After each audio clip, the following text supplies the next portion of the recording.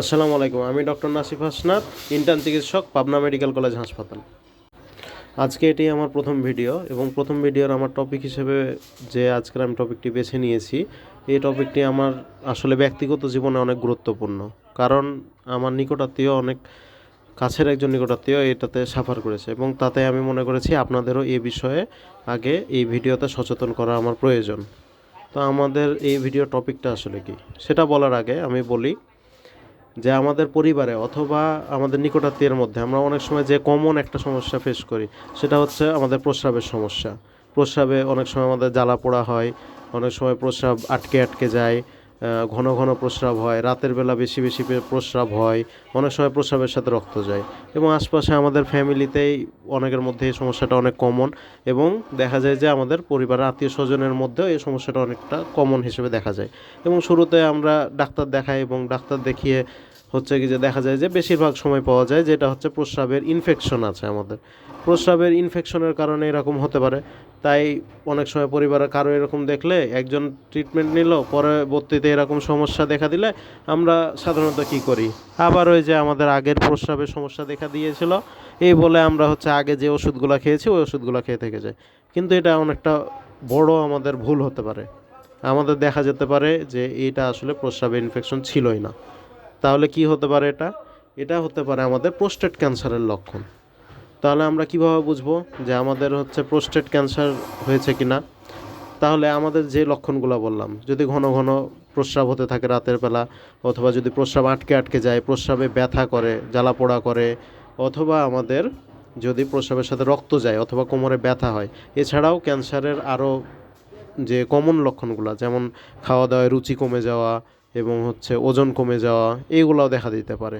তো এইগুলো দেখা দিলে আমরা তখন নিজে নিজে নিজের মতো চিকিৎসা না করে অথবা হচ্ছে অন্য কারো থেকে না শুনে আমাদের অতি দ্রুত ডাক্তারের কাছে যাওয়া উচিত। তাহলে আমাদের প্রোস্টেট ক্যান্সার আমাদের এখানে কাদের হতে পারে? আমাদের সাধারণত প্রোস্টেট ক্যান্সার হয় ছেলেদের এবং সাধারণত 50 বছরের বেশি বয়সী হলে প্রোস্টেট ক্যান্সার রিস্ক বেড়ে যায়। তাহলে কি কি কারণে আমাদের কোনটা বুঝবো যে কাদের কাদের রিস্ক আছে? তাহলে আমাদের সাধারণত যদি ছেলে মানুষ হয়, বাসায় বয়স্ক মানুষ থাকে এবং তাদের যদি এই সিমটমগুলো দেখা দেয়, তখন আমরা প্রোস্টেট ক্যান্সার আশঙ্কা করতে পারি। এছাড়া আমাদের যদি স্থূলতা থাকে, জাঙ্ক ফুড খাওয়ার অভ্যাস থাকে, কায়িক পরিশ্রম কম হয়, এছাড়াও পরিবারের যদি কারো হিস্টোরি থাকে এবং এছাড়া জিনগত পরিবর্তনের কারণে প্রোস্টেট ক্যান্সার হতে পারে। তাহলে আমরা যে প্রোস্টেট ক্যান্সার বলছি, এই প্রোস্টেট ক্যান্সার আসলে প্রোস্টেটটা কি? প্রোস্টেটটা অনেক ক্ষুদ্র একটা গ্রন্থি যেটা আমাদের মূত্রাশয়ের নিচে থাকে এবং সাধারণত ছেলেদের থাকে এটা মেয়েদের থাকে না। তাই প্রোস্টেট ক্যান্সারের ঝুঁকি বয়স্ক ছেলে মানুষের বেশি। তাহলে এটার প্রতিকার কি? আমাদের সাধারণত যেটা বললাম, যেহেতু 50 বছরের বয়সী ছেলেদের এই রিস্কটা বেশি, সেহেতু আমাদের বাসায় যারা 50 বছরের অধিক বয়স আছে অথবা ছেলে মানুষ আছে যাদের আমাদের হচ্ছে বাবা অথবা দাদা নানা যারা আছে, তাদের যদি এই সমস্যাগুলো দেখা দেয়, তাহলে নিজে নিজে কোনো ওষুধ না দিয়ে অথবা কারো না শুনে অতি দ্রুত পরীক্ষা করা উচিত, ডাক্তারের শরণাপন্ন হওয়া উচিত এবং ডাক্তারের পরামর্শ অনুযায়ী পরীক্ষা করা উচিত। এবং যত দ্রুত এটা ধরা পড়বে এবং যত আর্লি স্টেজ এটা থাকবে, তত তাড়াতাড়ি নিরাময় এটা হবে ইনশাল্লাহ।